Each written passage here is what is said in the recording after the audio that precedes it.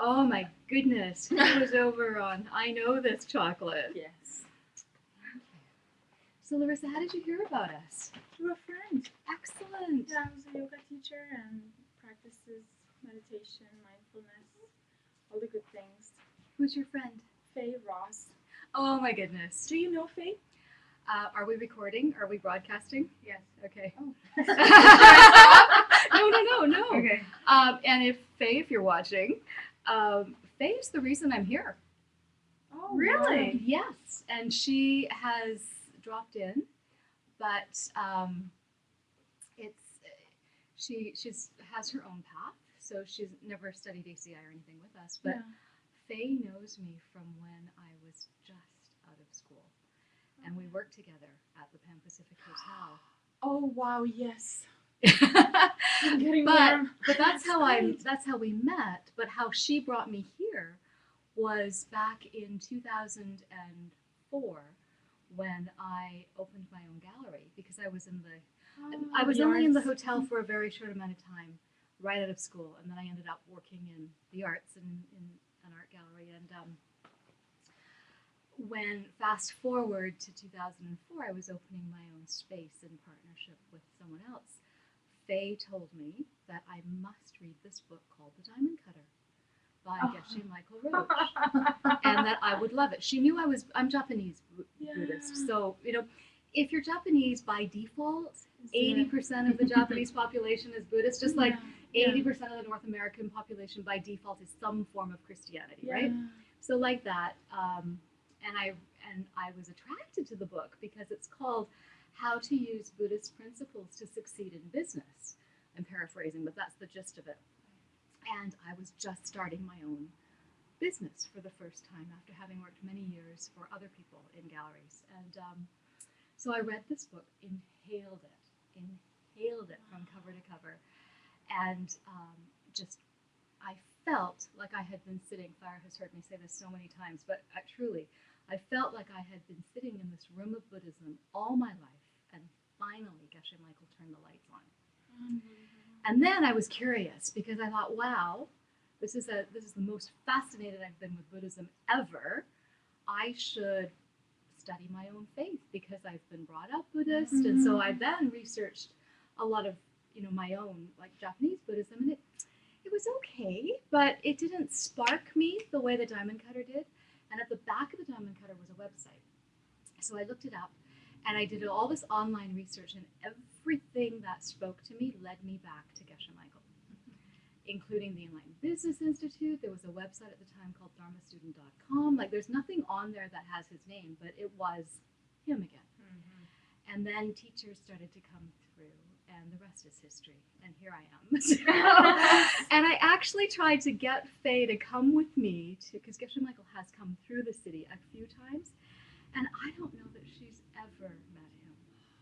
But if not for her suggesting that book, I would not be here speaking to you right now. It's a real story. I will share that with Faye. She's a very dear friend of Well, mine. she does know that story. Oh, okay. But, I'll let her know you shared it with me.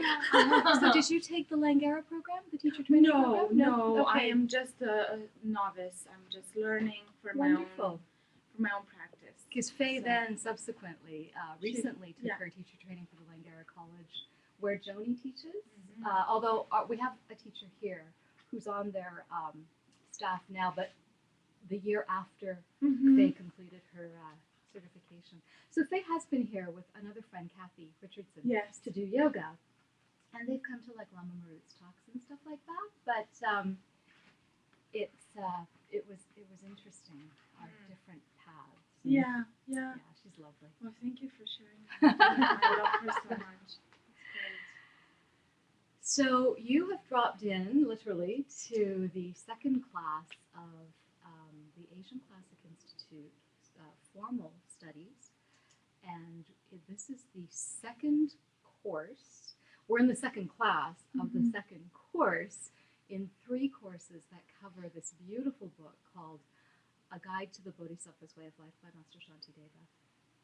And all these ACI courses, all 18, were created back in the 90s, actually, by Geshe Michael Roach based on teachings he received from his Lama, Khen Rinpoche, and based on a course of study he had taught for many years. Khen Rinpoche was a high monk from Tibet, had been abbot of the Saramay Monastery, and Geshe Michael studied with him, served him, learned from him for 20 years. And, you know, thanks to all of them and to the lineage, we have this. And Geshe Michael is an incredible linguist, like a language specialist, as well as brilliant at all things. I mean, he speaks many languages himself and continues. Now he's been becoming fluent in Mandarin, and but he's already fluent in Russian and English, and I know he understands a bit of Japanese, and I'm sure Spanish and all of that. So quite remarkable. So we have these translations in our own language, like not only in English, but in contemporary language that we can all relate to. So it's quite special. They are published. They're free online. Everything that we're going to talk about here through the acidharma.org website. So all the class material that you're going to hear, I'm going to actually be, this particular course in the series of courses is a little bit different. We're going to be learning the verses just like we did last week through contemplation. So you will go into just an easy contemplation pose, close your eyes and listen to me read to you the different stanzas that we're going to go through. So we're in the second class of the second course of the 3 courses that cover the guide, that cover all 10 chapters actually. So does everybody have opening prayers? And yeah. So we just recite this. Did they show you the hand mudra too? We didn't get to that yet. Okay. So interlace your fingers, crisscross your fingers, grab your pinkies with your thumbs, grab your middle fingers with your index fingers, and then stand your ring fingers up against each other. Okay. Something like this? Yeah. Yeah, it's like, Oh, where's my thumb gone? Grab your pinkies with your thumbs. Yeah. There you go. There you go. You got it. So at a certain point, we're going to do this in English, and at a certain point you will hear you will read a Sanskrit mantra. At that point you release this, and you just go into prayer mudra. Okay? And what this is the mudra, this is the hand gesture that represents the universe. The fingers that are standing up represent Mount Meru, which according to Buddhist cosmology is the middle of the universe, and where the fingers are joining are the 4 continents. So let's do it in English. So you want to read it? here's the great earth, filled with the smell of incense, covered with a blanket of flowers, the great mountains, the 4 continents, wearing the jewel of the sun and the moon. In my mind, I make them the paradise of a Buddha, and I offer it all to you. By this deed, may every living being experience the pure world. Idam Guru Ratna Mandalakam Niryatayami. I go for refuge to the Buddha, the Dharma, and the Sangha until I achieve enlightenment. By the power of the goodness that I do in giving and the rest, may I reach Buddhahood for the sake of every living being. I go for refuge to the Buddha, the Dharma, and the Sangha until I achieve enlightenment. By the power of the goodness that I do in giving and the rest, may I reach Buddhahood for the sake of every living being. I go for refuge to the Buddha, the Dharma, and the Sangha until I achieve enlightenment. By the power of the goodness that I do in giving and the rest, may I reach Buddhahood for the sake of every living being. Beautiful. We usually do that in Tibetan, but it's good every once in a while to do it in English just to refresh our minds on what exactly it is we're saying. Because it can become very easily just a bunch of blah blah we do just because we know it, right? And that's okay too. It's good to have those holy words internalized, but it's just nice to remind ourselves what we're actually saying. Okay, so ACI 11, class 2, and this whole class is called Where Does Anger Come From? So last week we were talking a lot about So what we're doing is we're working our way through 6 basic fundamental attitudes, motivations, activities that a spiritual warrior needs to perfect in order to achieve the goals that we say we want to, which is to become the ultimate helper and be able to help everyone else. So in order to do that, Master Shantideva, whose book we're studying, is giving us basically the basic guidebook. He's saying, just 6 little things. Do these things and you're good to go, right? So we are on the 3rd perfection, the perfection of patience. And really what we're talking about when we talk about patience is not getting angry. That's the most important thing. They also say that's the most difficult thing. And, in the yogic scriptures, we would call this a tapas. We would call this a spiritual challenge, a spiritual hardship, something that we would undertake to, tapas is also like a heat, right? Like a fire. So we're actually, we're really, when you purify something, like they say trial by fire, or when you're purifying, say, metal, right? Like you put it in the fire, like a blacksmith would put something in the fire to mold it, right? So in a way, this is just my own commentary, but I've been thinking about it a lot, and in a way, that's what we're doing with this perfection of patience. We're trying to temper our Bodhisattva, our spiritual warrior-ness, by learning how to manage that fire and use it in a way that's useful, right? So last week we talked about the problems of, we're talking ignorant anger, we're talking about, and Master Shantideva says actually there's no good time. There's never a good time to be angry, except only at anger itself. But anything other than that, if anything happens to us, if anyone happens to us, where our response is anger, it actually means we are misunderstanding our world. There is a fundamental misunderstanding that has to be occurring in order for our reaction to be what it is. So, but that's easy to say, hard to do, and a little hard to completely buy in, because sometimes we think that, I may have told some of you this story before, but when I was in my 20s and I first worked with Faye, there was an opportunity where I tapped into my anger in a major way, because I wasn't normally an angry person, and I was actually quite a shy person. You wouldn't know that now. And it was once in what appeared to be a pure crystal clarity. It wasn't even a hot rage, it was a cold rage, that I felt powerful. And so I didn't understand everything that I have now studied. I thought that the strength came from the anger. Doesn't. This is what we learn in karma, right? Like the causes, the ripening of something most often is not actually related to the thing that immediately preceded it. But little did I know. And so for the longest time, I thought I needed to get angry to be strong. And that isn't true. But, that's kind of a normal sort of correlation that a normal mistake that people make. So Master Shantideva talks a lot about the problems of anger, and he says there's problems that we can see, and there's problems that we cannot see. This is just a bit of review of last class. And really, the problems that you cannot see is that unless you take a class like this, unless you read commentaries like this, you wouldn't know that one instance of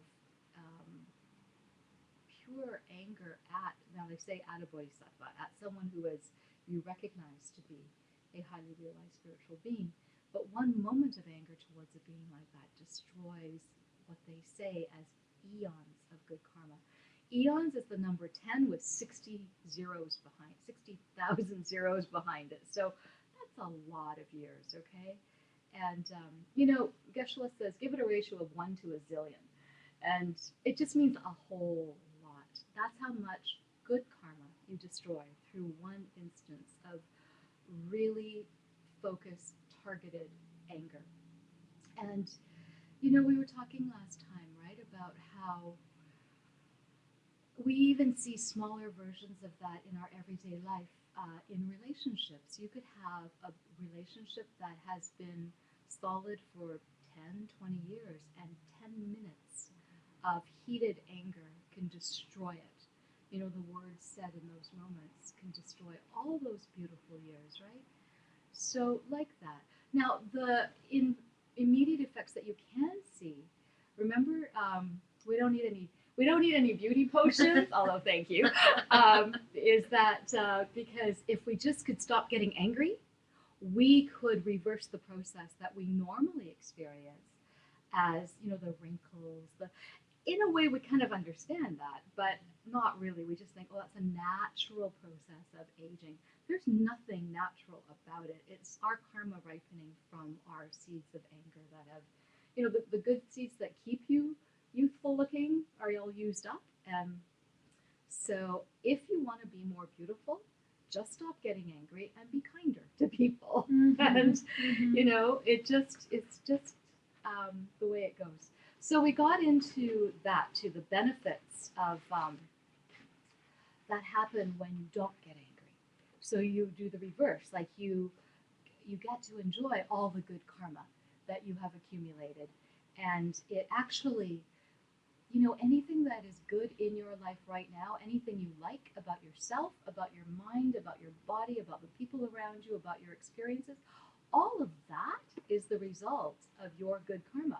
And you protect that by not getting angry.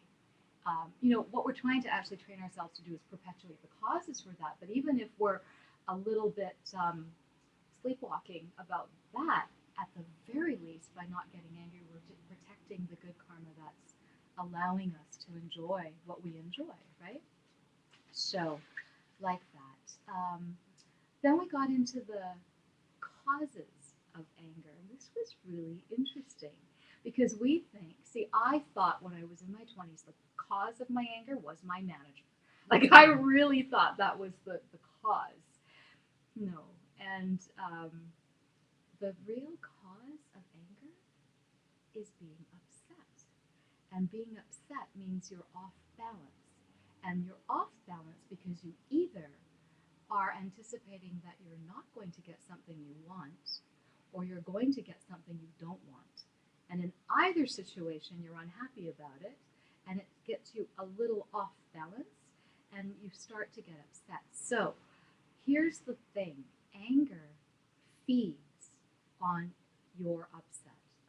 So, you know, we can be a little bit irritated, we can be a little off balance, and if we don't stop it right there, that becomes the food for your anger. Fuel, like a fire, you're fueling your anger. So getting upset about the things we don't like, or getting upset about not getting the things we want. And it could be circumstances, it could be material, it could be people, it could be whatever. It doesn't matter. The secret is to just not get upset. And because that getting upset is what causes. You're actually not angry yet when you're upset, but you're well on your way if left unchecked. So then Master Shantideva, you know, he's not going to leave us hanging at that. He gives us probably his most famous verse. Did you guys get a chance to memorize it? Yeah. Okay. About how not to get upset and the way to prevent getting upset. So what he says is he says this quote, which is really logical. He says, if there's, and I'm going to paraphrase, but he basically says, if there's something you can do about it, so something you can do about the situation or the person or whatever it is, right? If there is something you can do about it, why get upset? Just do it. If there's nothing you can do about it, why get upset? Because there's nothing you can do about it, right? Why get upset? There actually, he doesn't say why get upset. He says there is no use, no reason to get upset because there's nothing you can do about it. So he then goes on to explain that, you know, getting upset doesn't achieve anything. It doesn't get us what we want. Like, have you ever it's interesting. Let's talk relationships again, because Valentine's is around the corner. and we can say, by the way, I'm teaching a Karma of Love course or I saw that on the weekend website. coming up. But no, it's true. Like, and I think about how I think I see a lot of teenagers going through this, or people who are new to the whole relationship thing. They think they can get what they want by just by wanting it and by getting mad if they don't get it. Like, but has getting mad ever gotten you attention in the positive way? Has it ever gotten you the person or the raise or the what, you name it, right? Like, getting angry doesn't achieve that. Furthermore, it usually pushes that person further away, right? If we're talking about people, and it never ever gets you what you want. The only reason you're getting angry is because you're not getting what you want, and by the very fact of getting angry, you're upset. You're throwing yourself off balance, which feeds the anger, which then causes you to collect bad karma or to burn up all the good karma you've had. So of course you're not going to get the person you want, right? So it's so the opposite, right? If you don't give anger anything to eat, if you starve it, it will die. So you want to not collect bad karma. You don't destroy your good karma, and your world does start to get more pleasant. There will be fewer things to get upset about, and then you're on that upward spiral, right? So that was all last week's class. That was just a quick run through, and we did it last week with the recitation and contemplation of some really beautiful quotes. So if you have the time, all of the original teachings that Geshe Michael did are online. You can listen to them for free. If you're intending to continue to come to the live classes, and he always recommends coming to a live class, don't listen to it before you come to class, but I highly recommend listening to class 1 and 2 after today. Sure. Online, because also I will be the first to admit that Geshe gives you beautiful Tibetan, and I totally suck at Tibetan. So, there is that too. You should get the holy words directly from him. But that was a really quick review, okay? So now we're going to get into a very sophisticated argument tonight. And Geshe did say, when you listen, you'll hear that he said he almost skipped this part because it's so technical. It's so technical and technically complicated that he almost just kind of went on to just a brief explanation of it all, and then he stopped and he thought, no, actually, this is one of the most profoundly important parts of the whole chapter, of the whole section. So we're going to actually get the full meal deal. He's going to skip a few technical chapters that are in your reading, and the readings are all free online too, that we won't do, but we are going to do some contemplation. So put your books down and just get in a comfortable meditative. We're not going into a full-on meditation. You're just going to close your eyes and listen.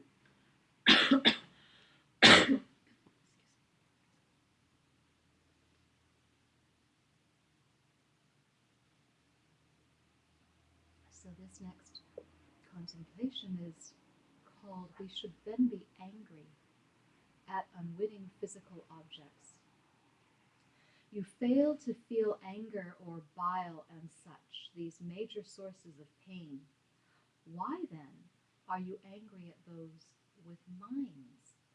They are all impelled by influences. Illness, for example, is something which occurs despite the fact we never wished it to. Just so, the arrival of violent mental affliction is something we never wanted. Anger wells up in people despite themselves. No one says, I think I'll get angry now. Anger comes then all the same, and it starts without anyone saying, I think I'll start it now.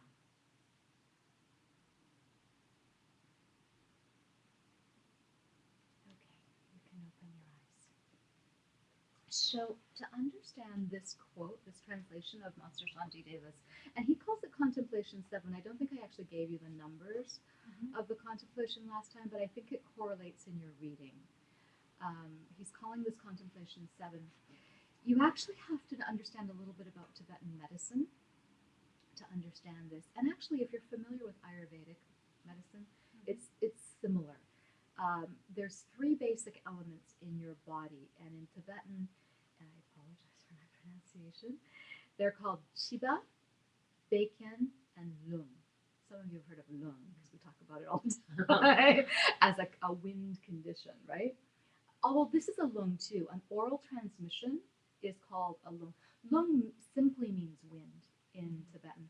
So these Chiba, Bacon, and Lung actually translates to bile, phlegm, and wind. So what we're talking about is an energy of warmth when we're talking about bile, an energy of liquid moisture when we're talking about phlegm, and an energy of movement when we're talking about wind. And when those three energies are in balance, you are in good health. According to Tibetan medicine, they're never in balance, and actually health is not a normal condition. That usually one or the other is predominant, and eventually one of the other is going to take over, and that's what's going to cause death eventually.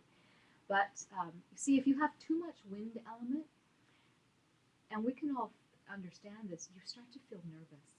So anxiety, any of those nervous disorders means you've got too much wind element running. When you're in meditation and you're too, they call that lung. And there's, in the Hatha Yoga Pradipika, there's like volumes of what to watch out for, right? Lung management, we call it. So, yeah. And if you get too much phlegm element, too much wet, too much moisture, right? You get congested. And you can get pneumonia is a phlegm condition, too much of that wetness. If you have too much bile, too much heat, then you can get diseases of the liver or kidney. So, Master Shantideva, so the reason I bring that up is you have to understand those are the three elements that we're talking about, basic elements in Tibetan medicine. Because the quote did say, you fail to feel anger for bile and such, these major sources of pain. Because really those three sources are never in balance. So one or the other is causing us unhappiness, discomfort, suffering at any given moment, right? But we don't get mad at that. We just think, oh, I have a sore tummy, or I'm not sleeping very well. But we don't get mad at the fact that our body is having a sore tummy, right? So Master Shantideva says, according to your thinking, we're talking about anger here, right? You should get mad at your liver. You should get mad at your lungs. You should get mad at your large intestines. That would be the equivalent in our Western medical. Basically what he's saying is you should get mad at your wind, your bile, your phlegm, right? And always in these ancient scriptures, when there is a statement made, they always give you the argument. So it's like a debate is happening. There's usually an opponent. Sometimes they call him Mr. Kachik. They didn't in this instance, but often they do. Kachik just means the opponent. But so the opponent says, well, why? Why should I get mad at my phlegm, bile, wind element? And Master Shantideva says, well, because they make you sick. They make you suffer. And your body makes you suffer your entire life. But the opponent says, well, my body doesn't intentionally mean to hurt me. It's just that the elements get messed up. And it's not like the body plans. It's not like the bile says, okay, I'm taking over today. It's not like that. So, but people, on the other hand, they mean it when they make me mad. They intend to anger me. And Master Shantideva says, you're just being illogical. No one plans to get mad. No one wakes up in the morning and says, I'm going to get really mad at Zoe today. At least they don't plan on doing that, People get angry because they are out of control. They are at the mercy of their mental afflictions. Remember, the upset leads to the anger because they've had an affliction. They would call it mental affliction, a disturbance of the mind. They are out of control. They're actually not in control of themselves. They're at the So it's not their fault. It's not planned. Anger just arises, right? So they are not in control. Something else is in control. It's the mental afflictions.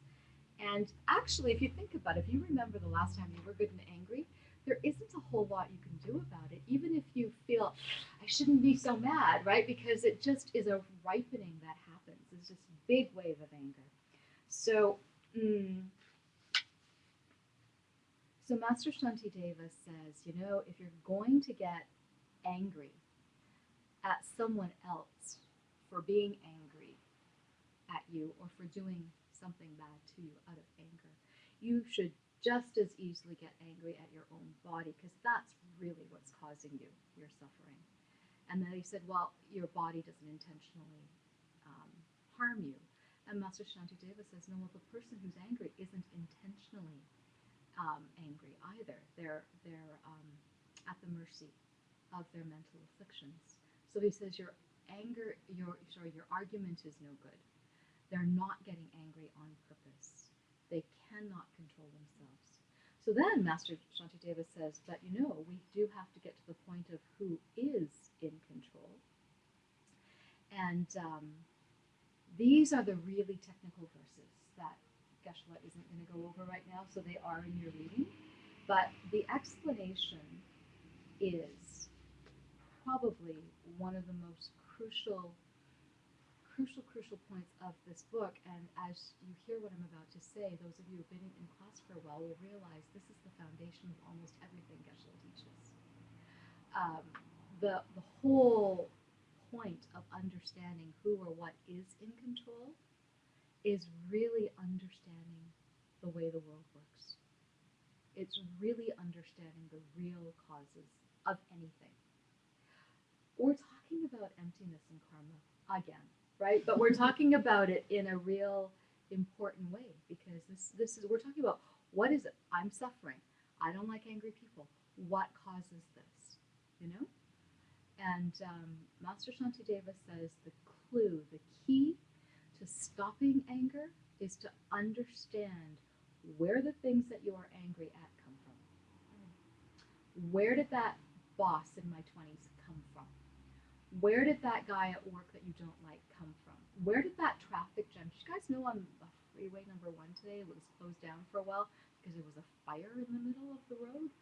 And I don't know what happened. I just worked with someone who had to go home that way, and so there was all these, where does that come from, right? Like, no one was going anywhere. And where does the cold or the ice in the winter come from?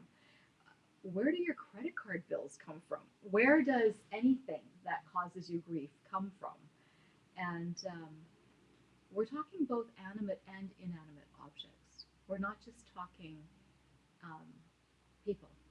Everything. The answer to all of this, of where things come from, is the answer to understanding anger also.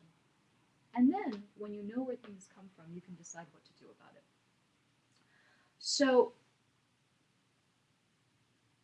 he gives an example,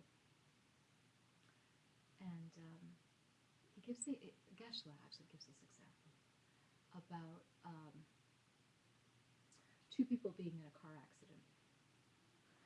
The driver is on the left and the passenger's on the right, and in the accident, only one of them survives. And the child of someone asks his mommy, like, why did one person live and one person die?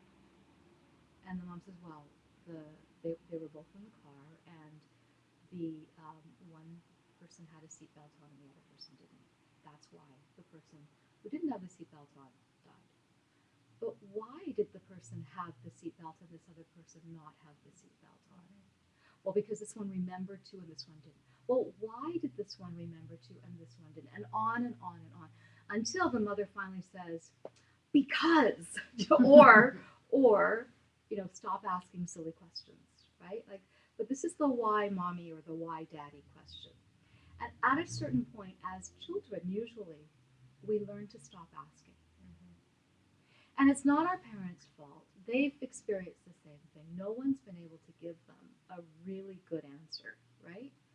And we do buy into societal training, what they teach us at school, what the government tells us, what we read in the paper, if like the Globe and Mail, or, in Geshe-la's case, the New York Times or the Sunday Times, a lot of people take it as authority, even though the ideas can change and they also know that. But, it's these why questions that are where we're going, where we're looking for answers, right? And the thing is, according to every kind of logic, we're talking modern reasoning, we're talking science, we're talking, just what can I prove to myself? There should be a reason for everything. Like, I think, relatively speaking, we all believe in cause and effect. Even if people don't completely buy into karma, we believe in cause and effect as a modern society, right? So everything that has an effect must have a cause. We believe that. So this is where we have to really, really look at this. Like, what is it that we really believe in? And this is an argument that came up in Master Shantideva's days. We're talking ancient India. Was it 650 or 850? Anyways, it's like 500 years before the birth of Christ, okay? So, like, really, really early on. And Master Shantideva says, you have to understand where the cause of your anger is coming from, where the things that you are unhappy with in your life come from. And he says, let's have a public discussion. This is how they actually settled questions in ancient India. Public debates, actually. And these two people come. One who are called the Nyayakas and one called the Samkhyas. These are two ancient Hindu schools of thought. And Geshe-la says they'd be equivalent to like the Baptists and the Catholics in today's world. We're going to debate with them now. Or whatever, name two popular religious groups, okay? So, modern day verbiage, you can say Big Bang Theory guy and God Theory guy, okay? It's so the Samkhyas, this is interesting, the Samkhyas believed in a system where the entire world was created by a being named Sowo. And it kind of translates to the primal one. And according to this religion in ancient India, Sowo made the world. Sowo, we could call it God. This is 500 years before Christianity. So, but, this particular faith believed in a creator being named Sowo. And, but this is where it gets a little confusing. So the Samkhyas were also numerists. They counted everything. And they divided the world into a specific number of expressions. Like Sowo expresses itself in your world. Sowo expresses yourself as something you enjoy, But they divided into 20-something expressions. So the angry boss that comes and screams at you is an expression of Sowo, is how they understood it. And then the Nyayakas were logicians. So we've got the numerists on one hand and the logicians on the other. And they believed in something called a dak, or in Sanskrit you would call it Atman, a self-existing being, okay? Basically an isness. Mm-hmm. And so so the Sowo is the primal one, the dak is the oneness. So they're when I was listening to this again, I thought, they're kind of talking about the same thing. They're just calling it something different. But in either case, they're talking about a being that can create something that he or she or it themselves were not created. Okay? Which is really what our current belief of God is. Like, if we're talking about the God, right? We believe that God created the world and the universe and everything, but nobody created God, right? So that's the argument. And then the Big Bang one is that it's just, which actually these two are both versions of God, but we do also break it down to either You have a belief that God created everything, or everything is random, the Big Bang Theory, or everything is under the nexus of cause and effect. That's how we like to talk about it in our lineage. However, we're going back to the source. And so this is how Master Shantideva was arguing it back in his ancient Indian day, which would have been modern India in his time, but we're going back there. So anyways, the reading is beautiful, and Geshe-la's explanation of this debate is gorgeous, because he really does describe the Samkhya system, the Nyaya system, and much better than I'm giving you the short notes right now. But suffice it to say, both of these religions believed that everything in your world, your experience, was created by this unseeable, unknown, but they believed in the existence of either Tsowo or Dak, and that they created everything. So Master Shantideva said, well, let's look, let's check. And if you're going to get rid of your anger, if anger is an expression of Tsowo, if anger was created by Dak, then we have to find out where they came from, right? And of course, these two religions were saying, well, they didn't come from anywhere. They weren't created. But see, that's illogical, because everything, and this is where we go into the logical arguments, and this isn't the class on logic, because we got 2 other courses on logic, right? But, basically it breaks down to the arguments of, can you have actually it does break down into all the logical arguments about defining what is permanent or what is impermanent, what is changing or unchanging. Can you have an omnipotent, like we're talking about omnipotent, all-powerful beings here, right? Who were in and of themselves not created, but they create things. Like, how does that happen? How do you get something from nothing, right? Mm-hmm. So these are and they're actually very modern day questions too. Like, these are not, right? So these questions go back, and he's saying, this is not disrespectful to to Christianity or Judaism. It's not about that. It's really just about dispelling the superstitions in our mind. Because even a trained theist does not believe in that everything is at the mercy of God, because that completely annihilates free will, right? So you have to use your mind, and it's not about being heretical or about attacking anyone's beliefs, but it's about clarifying what is it that causes these things. So Tsowo apparently made everything, but he never began, has always been there. No one created him. And the same thing with Dak, right? So Master Shantideva, in his opening statement in this public debate with these 2 other opinions, say, yeah, but who made them? Everything has to have a cause. So, who made them? Because Tsowo couldn't have thought, I'm going to make myself today, if he wasn't already there, right? And so it's just illogical. And to even think about what the other possibilities are, and Geshe-la's really good at this. We're going to talk about some other words that we kind of get caught up with. 3 other words that we need to clarify before we can talk further about Tsowo. One is eternal. So eternal we are defining as no beginning and no end. Everlasting, right? So eternal. There's a flavor that there is no beginning. Sorry, there is.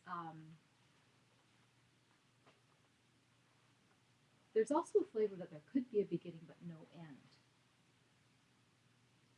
But what we're using as the definition here is that there is no beginning and no end. That's what eternal means.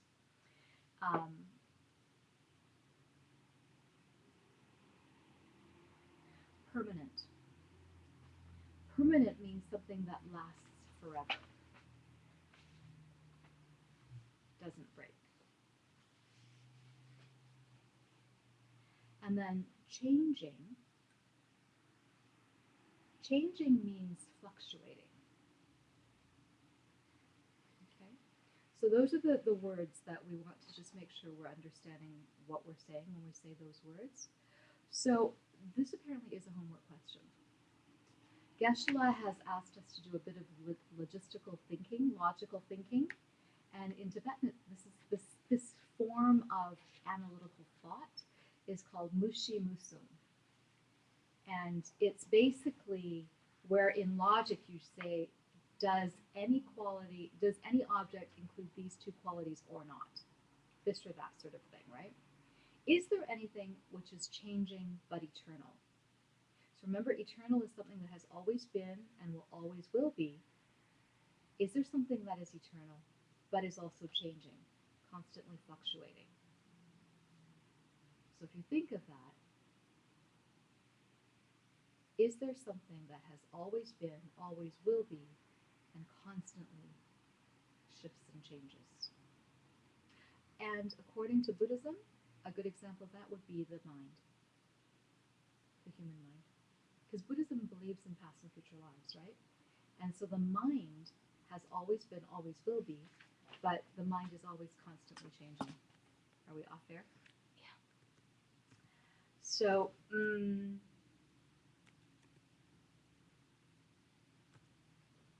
see, the mind is like a mirror, in fact, that whatever appears to the mind gets reflected.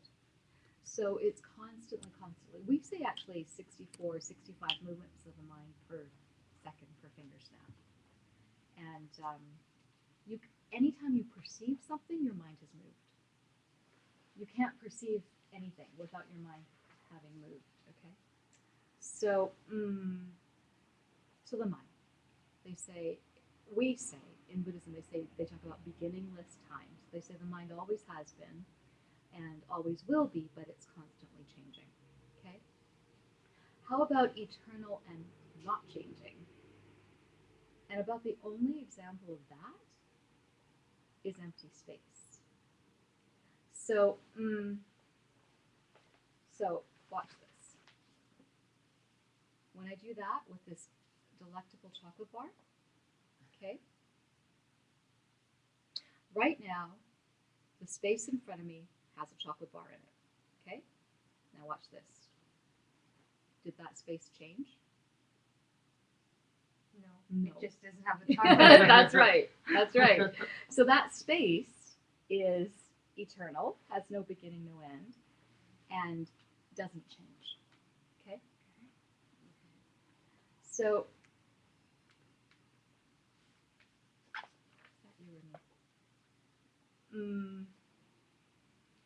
so permanent, but changing. Permanent means Karma.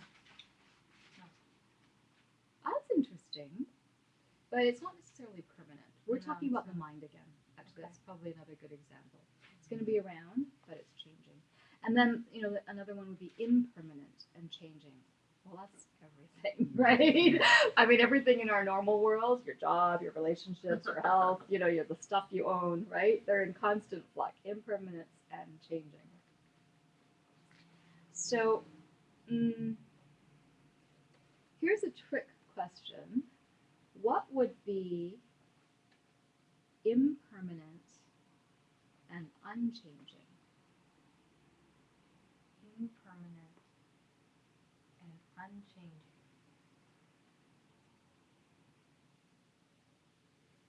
And it's a trick question because we actually think this is permanent and unchanging. Permanent and unchanging. Karma? No. Good guess though. But remember how we said permanent and changing was space, empty space? Yeah. Impermanent and unchanging would be emptiness. The trick question is because we actually think of emptiness as permanent, because something, you can't have degrees of emptiness. You can only have 100% emptiness, right? But Permanent emptiness and unchanging. Emptiness is attached to the thing. Emptiness is an absence of self-existence, right? But it's the self-existence of what? So the emptiness of this is different from the emptiness of this. When Uh-huh. this goes out of existence, the emptiness is gone. There's no emptiness, like there can't be the emptiness of the chocolate bar because there's no more chocolate bar. It's a shadow of an object. So it's not permanent. The emptiness of the Uh-huh. chocolate bar is not permanent, but it's also not changing. Got it? Yeah. So it's a tricky one.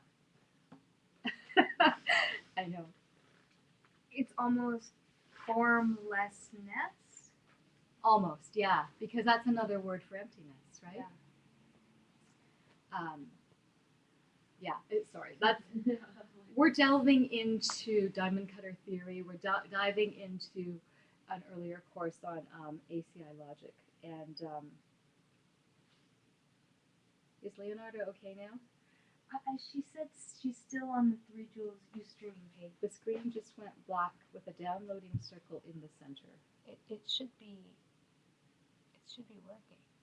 I'm not sure why. Leonardo, can you hear us again? Okay, I'll keep going. We Ustream these classes too, so sometimes we have technical difficulties. I still say it's the karma of being able to hear this class or not. So, no, go ahead, because I did that really quickly. That's a good one. Because emptiness doesn't have a beginning and an end in and of itself, right? You can't point to it. Yeah, the unchanging, impermanent. That's. Did you remember that talk with Father Keating? And he was talking about that one moment you can't grasp because that reminds me of. It is. He's talking about emptiness. He is talking about that.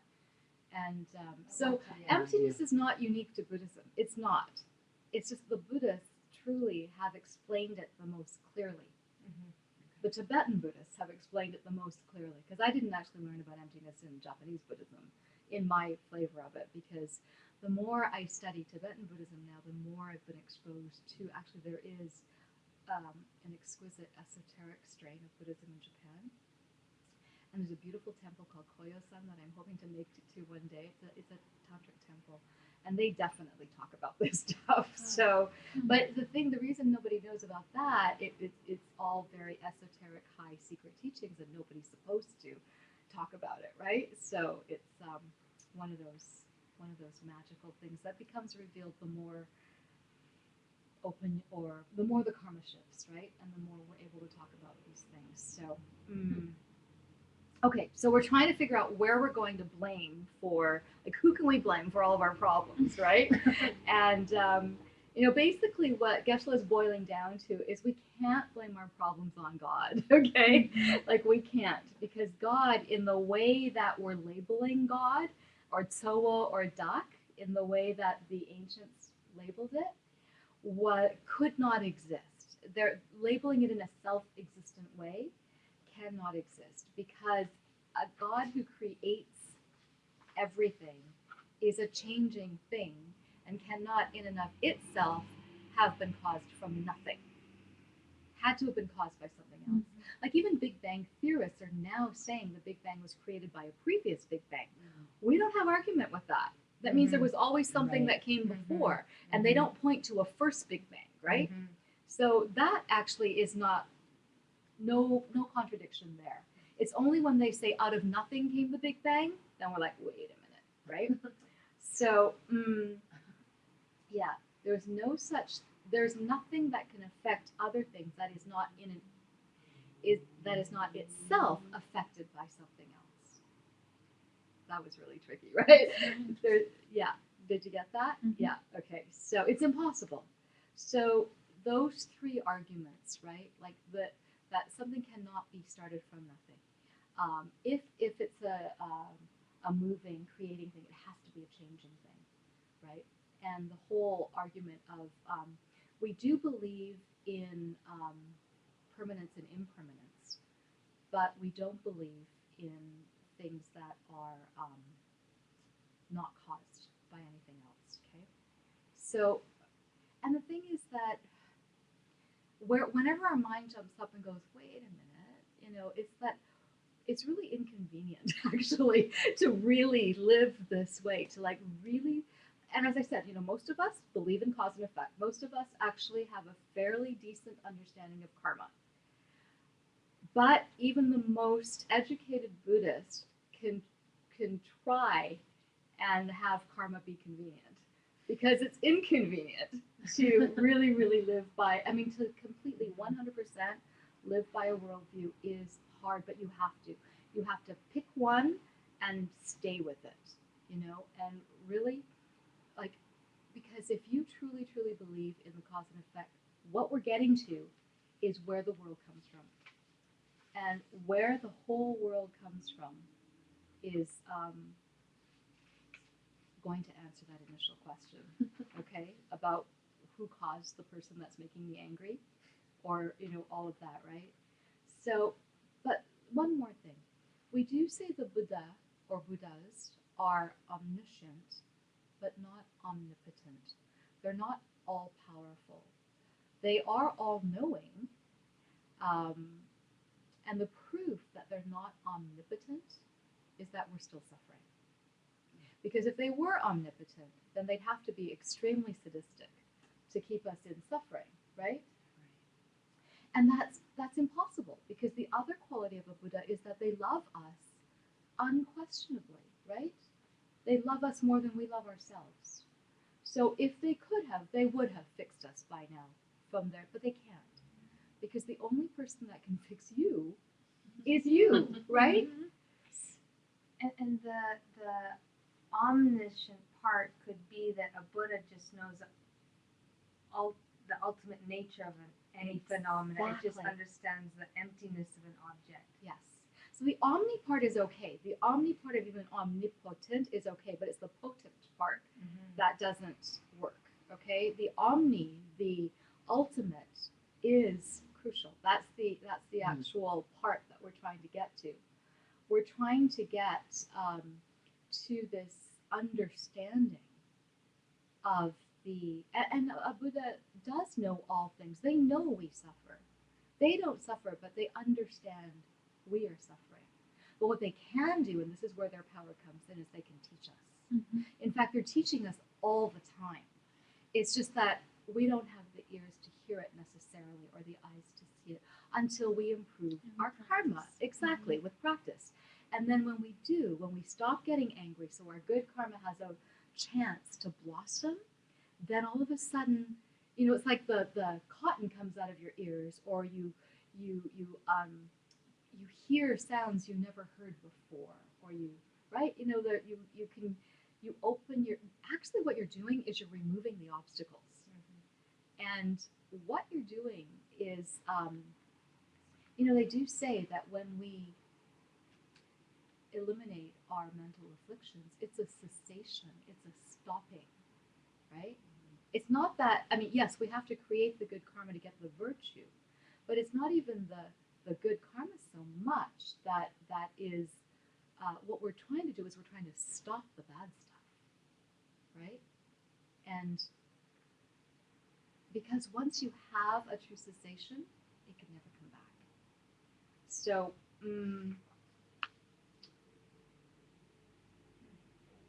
that's the one thing, is that we have to understand that we can't buy into any longer these delusions of where our world comes from. We can't blame it on something or someone else.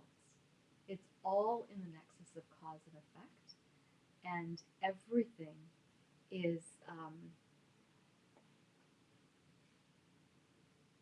everything has a cause. It's all under the laws of logic. So that's the first sort of really important argument that we have to wrap our heads around. And I didn't really go into it there, but just to kind of jump to the punchline, we do, because we have learned this in other courses on emptiness, but we do say that we have to understand that the world comes from us and not at us. And that really the angry person is just a delivery system for our own seeds for anger. And but we'll get more into that. Really, in this particular verse, Master Shantideva and Geshe-la are trying to get us to do that logical argument about basically eliminating all the other possibilities. That's what that whole exercise was. To eliminate the possibility that it could be a tsolo, or that it could be a duck. To eliminate the possibility that the cause of your anger could be anything other than a ripening of causes that you put into effect. Okay? Okay, we're going to do 2 contemplations in a row, so get comfortable.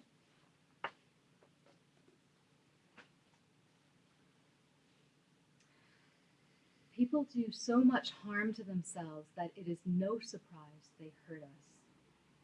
There are those who, having lost their senses, hurt themselves, by themselves, with thorns and such. To get a woman or the like, they become obsessed and then do things like refusing to eat food.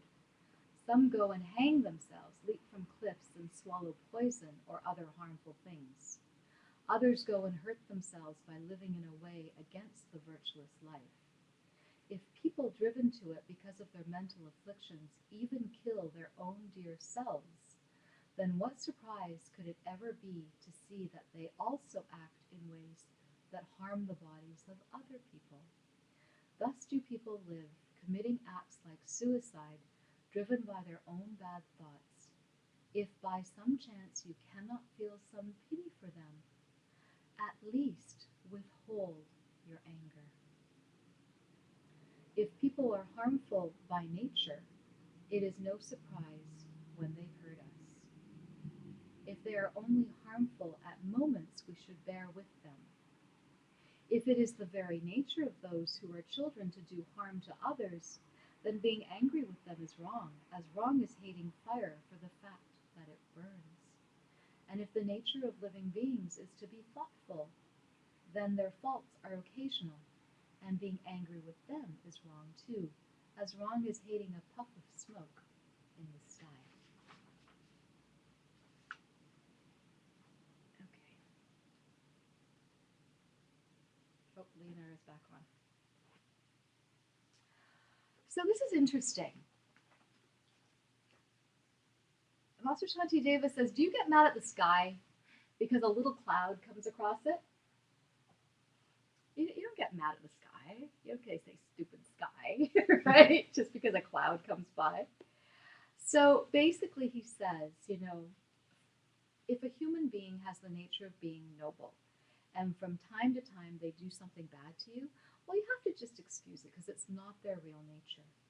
But then, if it is their nature, if you know this person is a unpleasant being, and their nature, according to you, is that they're unpleasant, then it should be no surprise when they're unpleasant to you, right? So why would you get upset when they're expressing their true nature?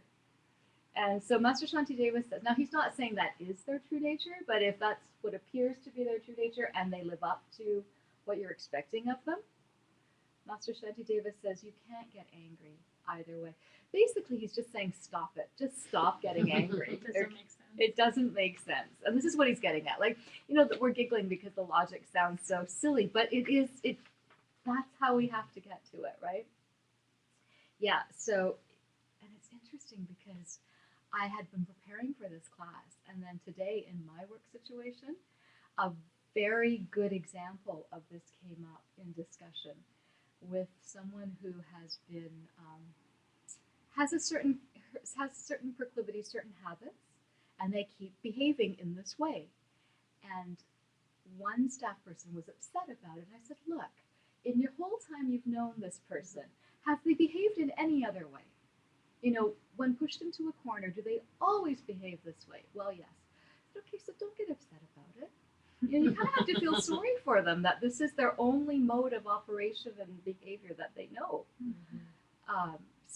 And I wasn't excusing or explaining. I was just trying to get this person from stopping being angry. Mm-hmm. And it was like Master Shantideva said, I didn't say that to the person. It's like, If they're normally not this, they're having a bad day. We've all had bad days. You kind of got to give them that. But if this is how they behave all the time, then why be upset? You know? That's all Master Shantideva is saying. Okay, this is one of my favorite ones. We're going to do a quick little contemplation, okay? This is Contemplation 11. It's called, Should We Be Angry at a Stick? It's the stick or the like that acts directly. If you're angry at what impels it, then get mad, if you really must, at anger itself, since it's the force that drives the other one. Okay, so this is the classic example. Say you're walking down a street and some guy just jumps out and like hits you with a stick. Geshe says that's not uncommon in New York City. And so, you know, the reaction, like if anyone does something like that, the reaction is to get defensive and to hit back, right? And to be angry at the person who hit you. And Master Shantideva says, why are you getting mad at the person? Like, what actually caused the pain was the stick that hit you. And then, you know, the argument, the what did I call it? The Kachik guy says, no. The stick all by itself couldn't do anything. The guy had to pick it up and intend to hit me. It was the guy that was impelling the stick. That's why I'm mad. And then Master Shantideva says, but according to your logic, what was compelling the guy? Because he's not, like, left to his own defenses, he's just a guy. But it was his anger or his, whatever it was a mental affliction that took control of him, which then compelled him to pick up a stick and hit you. So you should be angry at anger itself, because that's the real cause.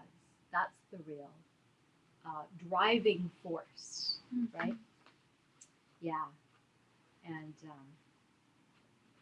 you know, it's back to that original argument I was talking about in terms of, you know, who's really in control, right? Like, who's really, you know, I'm not mad at my body because it doesn't mean to hurt me. But by the same way, the man didn't mean to do that. He was just under the control of his mental afflictions. Okay?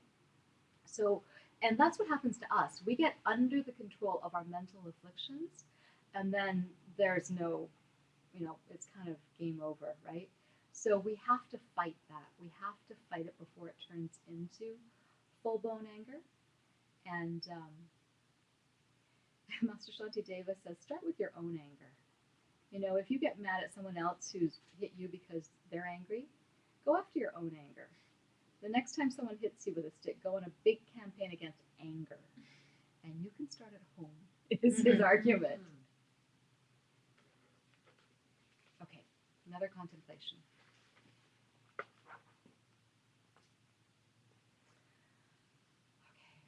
Contemplation 12. Who is it that actually created the objects that bring us anger? I myself, in days gone, have perpetuated this very harm on other living beings, and so it is right that living beings should act in ways that do harm to me now. Their weapons and this body of mine, both of them provide the causes for pain to come. They produce the weapons and I produce the body.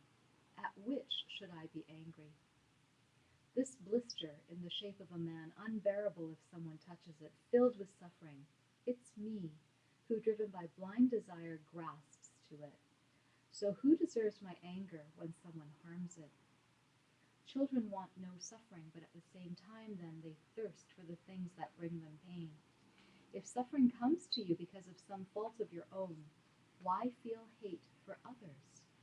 Take, for example, the guards of hell in forests filled of trees with leaves made of blades of swords. Every one of them was created by the deeds you did yourself. Who then deserves your anger? Okay. So this is taking that argument earlier about understanding where our world really comes from and getting to the punchline, which I kind of threw at you earlier. But he's saying, you know, really, really important to understand. So that stanza, that was a little esoteric, Master Shantideva is giving us some very graphic descriptions of what the Vinaya describes as hell. The Buddhists actually have major descriptions of various levels of hell. And there's hell guards, right?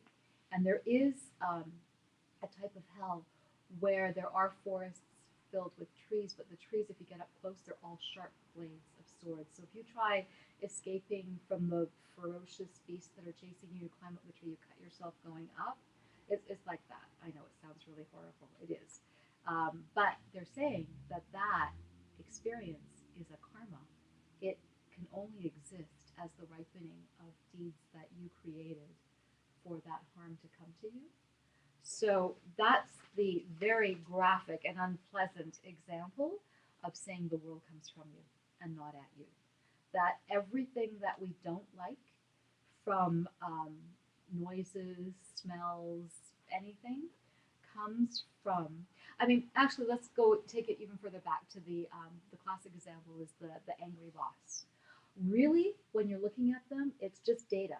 It's just some shapes, some colors, and some sounds, right? And then your mind puts it all together and labels this person angry boss, right?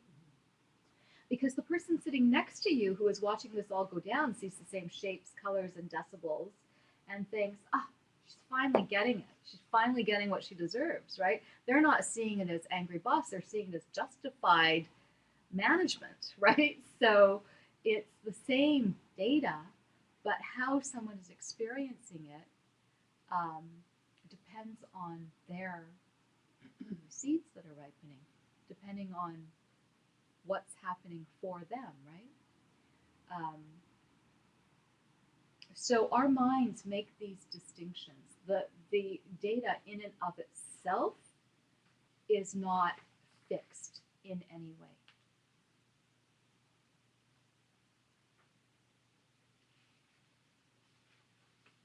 You know, Geshe tells a Buddhist joke at this point. It's so interesting. Actually, I'm jumping ahead to the punchline because we're wrapping up now. But there's a Buddhist joke about these two flies that are sitting on a cow. Do you guys know what a cow pie is? It's basically cow dung, right? Yeah.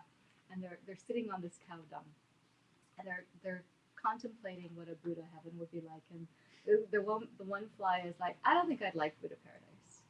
And the other one said, well, why not? And the first one said, well, because there's no cow pies there. So like that. Our minds are forced to see whatever it is that we've planted in the past, right? And so if we're not enjoying this experience of the decibels and stuff that are coming at us and we interpret as angry person, and we understand where they're coming from us having planted those seeds, then the worst possible thing we could do is get angry back, because that's how we got them to begin with, right? So on one hand, inside we should be going, oh, thank God, this is ripening. Like, here it is. Here's my anger ripening in front of me, right? Bring it on, right? Although it is really hard to do in the moment. But in a way, a part of your heart should be acknowledging that. Mm-hmm. When crappy crap goes down, a part of you should be rejoicing in the fact that may this be it. May this be the last bit of this crap that I have to actually endure. And I'm really sorry I planted the seeds for this. Mm-hmm. You know? Even if still there's this rising up of, you know, the defensiveness that wants to come out and say something or whatever, like, you know, like try, that's the toughest. That's the patience. That's the not getting angry when the circumstances are right, right? Mm-hmm. That's the real practice. And so Master Shantideva says, wake up, the world wasn't created by a non-created God. It wasn't created by nothing. It's created by your reactions to your world. So stop reacting negatively, or you're going to have a world that's going to suck, okay? The whole world is going to be a reflection of your actions, of your reactions. So the last argument that Master Shantideva, you know, in getting to the whose fault is it anyways, says, who brought your body here? Who put your body here? And to understand that, you have to understand the three realms that we're talking about.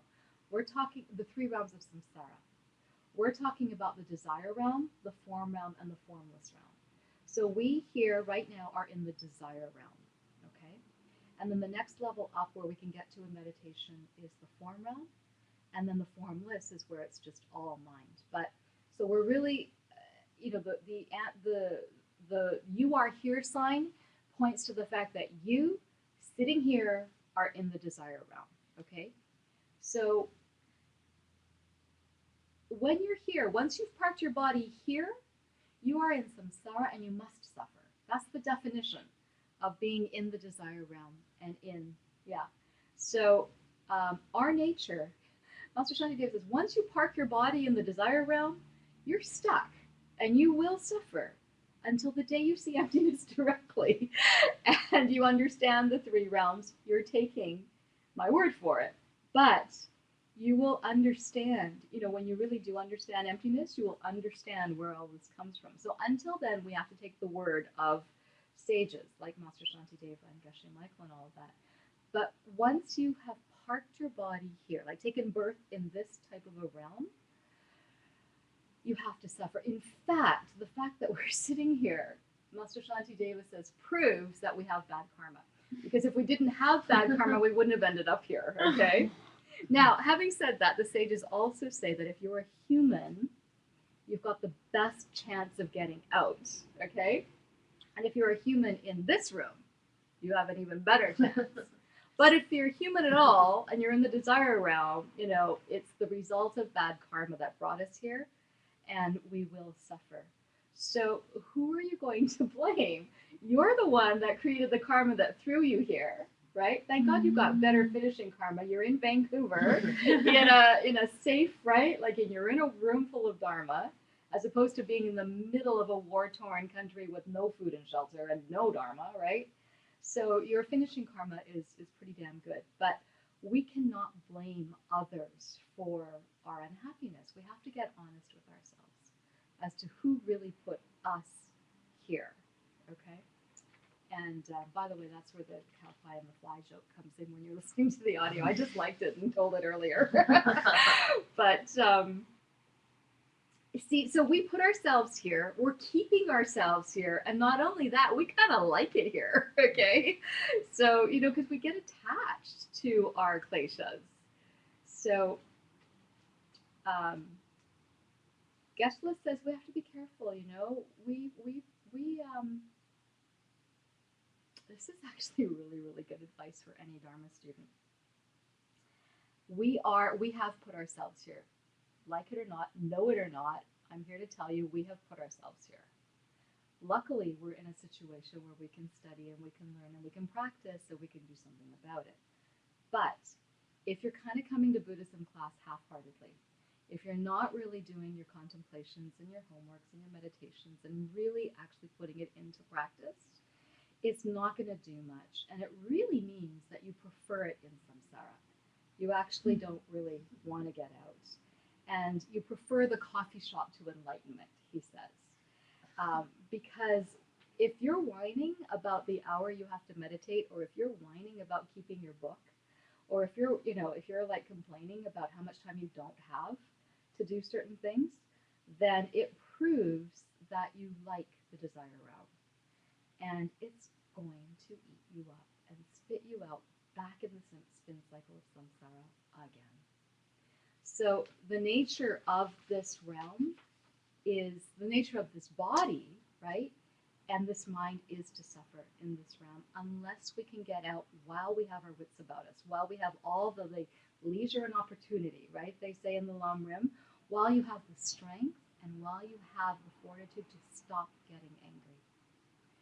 And you choose that. It's a choice. We all have that choice.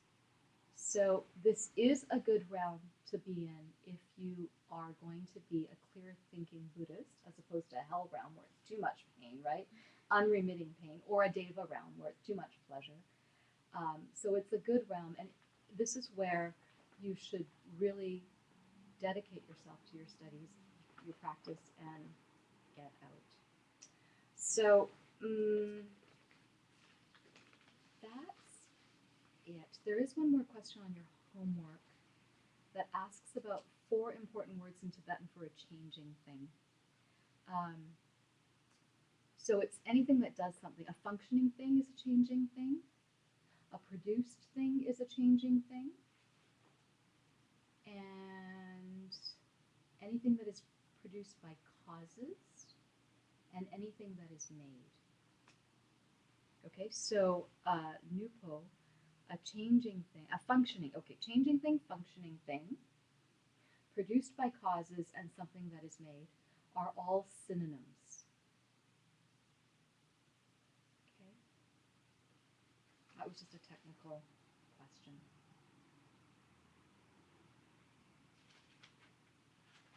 See, the bottom line of this whole course is to understand the real causes of things, where your world is coming from, and the real reasons for our suffering is if we keep getting angry. If we can stop getting angry, if we can have a cessation of anger, and until we actually really do, it's a practice, right? And we test, and it's good to have. Remember last class we said there's 4 things: there's the study. Contemplation. It's really good to have a Dharma lab, like a real work world you can go into and test these theories out and get people who really push your buttons. Because it's all fine and dandy to go live in a cave where nobody tests you. Lab at home. That's right. There you go. But it's good. It's good. And you know, like Geshe says, sometimes it's like trying to stop the Mississippi with your baby finger, right? It's gonna be hard. But even those moments of trying count. You know, yeah, massively. So, thanks for hanging in there, because some of those contemplations were super long today. Thank you so much. It's a beautiful class. Okay, let's dedicate. Zoe, do you have it in English again? I do. Here is the great earth, filled with the smell of incense, covered with a blanket of flowers. The great mountain, the 4 continents, wearing a jewel of the sun and the moon. In my mind, I make them the paradise of a Buddha, and I offer it all to you. By this deed, may every living being experience the pure world. Idam Guru Ratnam Mandalakam Nirayatayami. By the goodness of what I've just done, may all beings complete the collection of merit and wisdom, and thus gain the 2 ultimate bodies that merit and wisdom make. Thank you, everybody.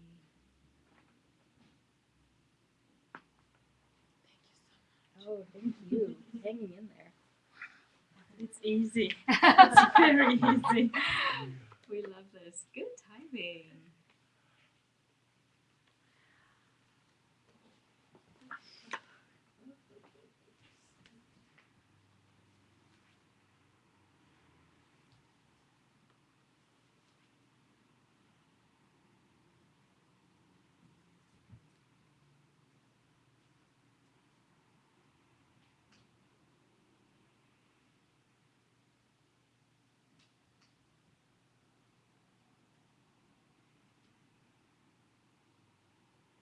Thank you, angels. Thank you. So much. Yes, absolutely. Homework and readings, and I'm a bit lost about that. Okay, how to get them all? Yeah. Go